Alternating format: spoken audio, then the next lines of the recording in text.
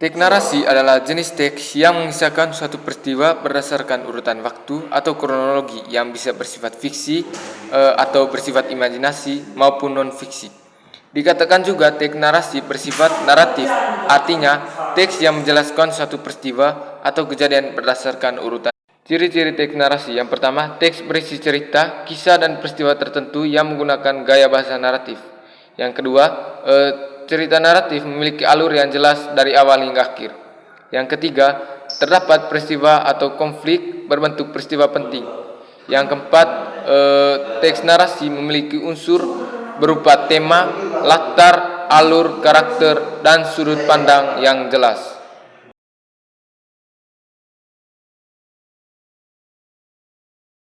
Jenis-jenis teks narasi. Yang pertama, fiksi. Fiksi merupakan cerita yang tidak nyata atau cerita yang dibuat oleh si pengarang. Jenis fiksi dibagi menjadi 3 bagian. Yang pertama, cerpen. Cerpen atau cerita pendek adalah salah satu jenis prosa yang isi ceritanya bukan kejadian nyata atau hanya dibuat-buat. Cerpen cenderung singkat, padat, dan langsung pada tujuannya.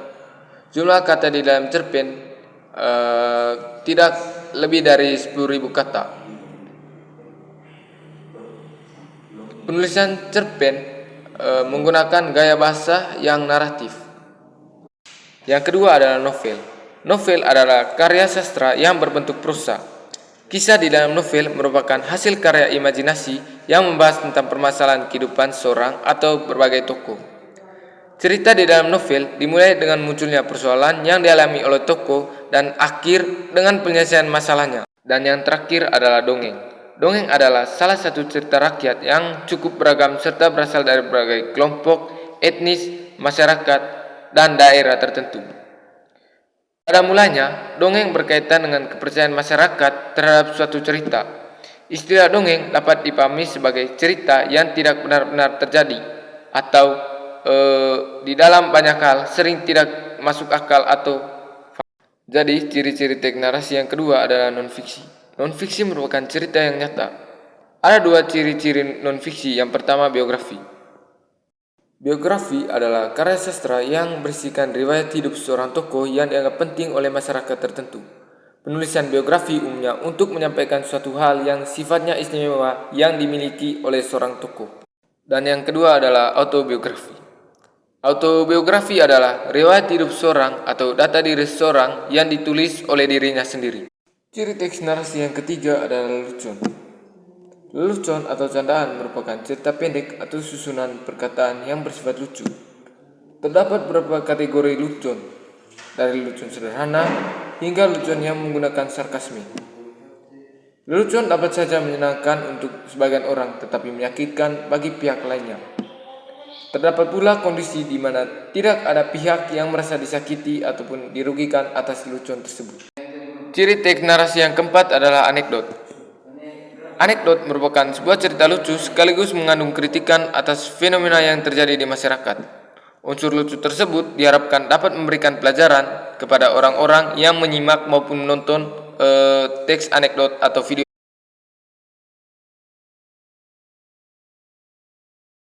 Jadi baik, di sini saya akan menjelaskan mengenai teks biografi.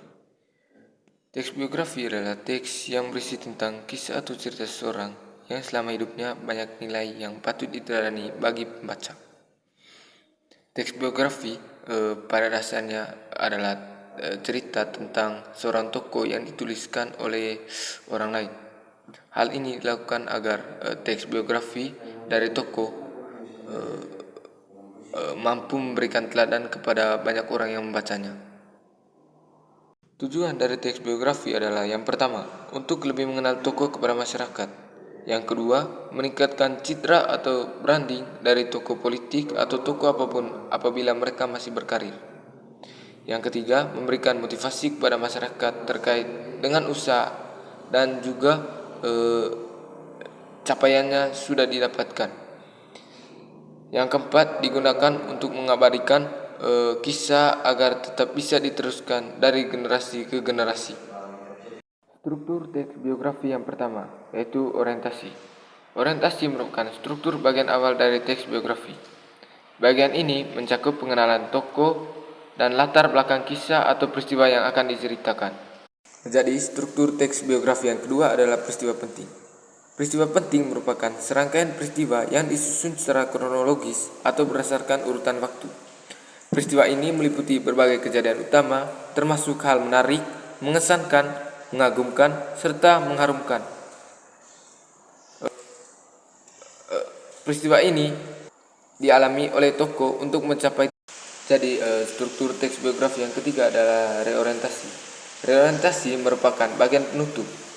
Bagian ini berisi tentang pandangan penulis terhadap tokoh yang diceritakan dalam cerita tersebut. Reorientasi bersifat opsional, yang artinya pada bagian ini boleh ada atau tidak. Dari kebahasan teks biografi, yang pertama menggunakan kata ganti orang ketiga tunggal yang meliputi ia, dia, atau beliau. Kata ganti tersebut digunakan secara bervariasi untuk menyebut nama atau panggilan tokoh yang berkaitan. Yang kedua, banyak menggunakan kata kerja tindakan untuk menjelaskan suatu kejadian atau perubahan fisik yang dilakukan oleh tokoh. Misalnya belajar, membaca, berjalan, dan melempar. Yang ketiga, banyak menggunakan kata kerja deskriptif untuk memberikan informasi secara rinci tentang sifat-sifat tokoh. Kata-kata yang dimaksud misalnya kata sifat untuk mendeskripsikan watak tokoh antara lain jenius, rajin, dan ulet. Dalam melakukan deskripsi, seringkali penggunaan kata sifat didahului oleh kumulatif adalah dan merupakan. Yang keempat, banyak menggunakan kata kerja pasif untuk menjelaskan peristiwa yang dialami oleh tokoh sebagai subjek yang diceritakan. Beberapa di antaranya diberi, ditugas, dan dipilih. Yang kelima, banyak menggunakan kata kerja mental dalam rangka penggambaran peran tokoh. Beberapa kata tersebut yaitu memahami, menyetujui, menginspirasi, mencinta. Dan yang terakhir adalah banyak menggunakan kata sambung, kata depan, ataupun nominal yang berkenan urutan dengan waktu. Misalnya, sebelum, sesudah, pada saat, hingga, tanggal, dan nanti. Pengertian kata serapan. Kata serapan adalah kata yang berasal dari bahasa asing yang sudah diintegrasikan ke dalam suatu bahasa dan diterima pemakaiannya secara umum.